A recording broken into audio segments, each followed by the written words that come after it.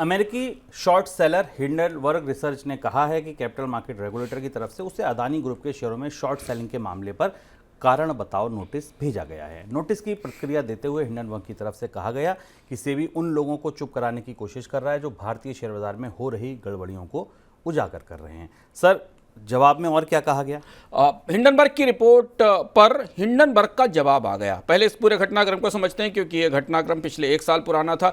सेबी ने इस पूरे मामले में जांच की थी, सुप्रीम कोर्ट ने इसमें दखल दिया था, सेबी ने अपनी रिपोर्ट दी थी। आमतौर पर इस पूरे मामले में अडानी समूह के कामकाज में कोई बड़ी गलती नहीं पाई गई थी। सेबी हालांकि ऑफशोर फंड्स की जांच अभी भी कर रहा है, लेकिन भारतीय बाजार में शॉर्ट सेलिंग को लेकर एक पूरा का पूरा नोटिस हिंडनबर्ग को भेजा गया था और हिंडनबर्ग ने उसका बिंदुवार जवाब दिया है, जो आज की सबसे बड़ी और महत्वपूर्ण सनसनीखेज खबर है। और इसके बाद हिंडनबर्ग अडानी का पूरा मामला उभर कर सामने आ गया है। हिंडनबर्ग ने अपनी बड़ी दो टूक और बेबाक रिपोर्ट में जो सबसे बड़ा खुलासा किया है, जो इस बार आज का नया खुलासा है, वो ये है कि हिंडनबर्ग ने अपनी रिपोर्ट में कोटक बैंक का नाम इसमें शामिल कर दिया है। हिंडनबर्ग ने अपनी रिपोर्ट में कहा है कि भारत में जो शॉर्ट सेलर्स हैं उन्होंने कोटक महिंद्रा इन्वेस्टमेंट लिमिटेड का इस्तेमाल किया और ऑफशोर फंड्स के सैलाब के लिए उसकी ज़रूरत का इस्तेमाल किया गया, जिसका जिक्र सेबी ने अपनी रिपोर्ट में नहीं किया है। यानी अडानी के साथ कोटक महिंद्रा बैंक का नाम भी हिंडनबर्ग की रिपोर्ट में आया है।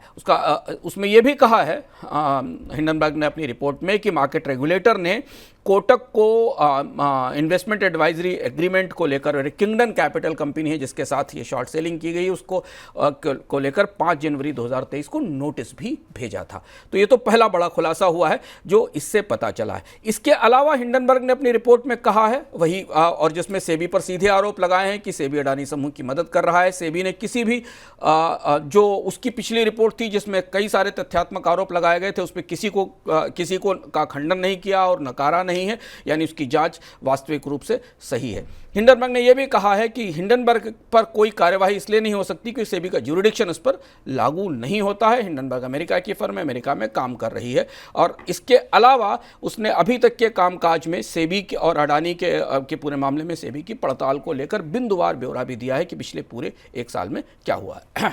सर, फायदा भी बता दिया है कि भाई सीधा सीधा कितना फायदा लिया हमने। हाँ, और हिंडनबर्ग ने काफी बेबाकी के साथ, एक खासी महत्वपूर्ण बात है कि हिंडनबर्ग पर इस बात का आरोप था कि हिंडनबर्ग ने शॉर्ट सेलिंग की है और हिंडनबर्ग ने इससे कमाई की है। और हिंडनबर्ग ने खासी बेबाकी के साथ, मैं आंकड़ा खोल रहा हूं, यह बताया है कि उसने इस पूरे कारोबार में शॉर्ट सेलिंग से कितना पैसा कमाया है। हिंडनबर्ग ने कहा है कि वो एक शॉर्ट सेलिंग फर्म है और उस शॉर्ट सेलिंग के लिए बनाई जाती है और उन्होंने इस पर शॉर्ट किया था। उन्होंने ये बताया कि हिंडनबर्ग ने अपने कुल निवेश से, शॉर्ट सेलिंग से करीब $4 मिलियन के आसपास की कमाई की और इसके अलावा 4.1 मिलियन डॉलर के आसपास का ग्रॉस रेवेन्यू गेन किया। अडानी के स्टॉक्स को 4.1 मिलियन डॉलर का किया और करीब $31,000 का रेवेन्यू अडानी के बॉन्ड्स को शॉर्ट करके किया गया। ये 2 अलग अलग जगह शॉर्ट किया गया और उनका कहना यह था कि जो 1 साल उन्होंने रिसर्च पर पैसा खर्च किया था, इस पूरे 1 साल में जो रिसर्च किया, डेटा और फैक्ट्स जुटाए इस रिसर्च को लाने के लिए, उसकी कॉस्ट इससे उन्होंने निकालकर उसे ब्रेक इवन कर लिया है। और उन्होंने यह भी बताया हिंडनबर्ग ने कि भारत में केवल एक ही एजेंट था जिस एजेंट के थ्रू वो डील कर रहे थे और उन्होंने शॉर्ट किया है। यह बात क्योंकि 2 साल तक उन्होंने पूरी दुनिया में इसका इन्वेस्टिगेशन किया है। तो अब यह तस्वीर थोड़ी और ज्यादा उलझ गई है इस दृष्टि से, क्योंकि अडानी समूह की जांच पड़ताल पर सेबी इस रिपोर्ट पर क्या कार्रवाई करती है देखना होगा और कोटक महिंद्रा बैंक का नाम आने के बाद अब कुछ नए तथ्य भी शायद निकलकर सामने आएंगे।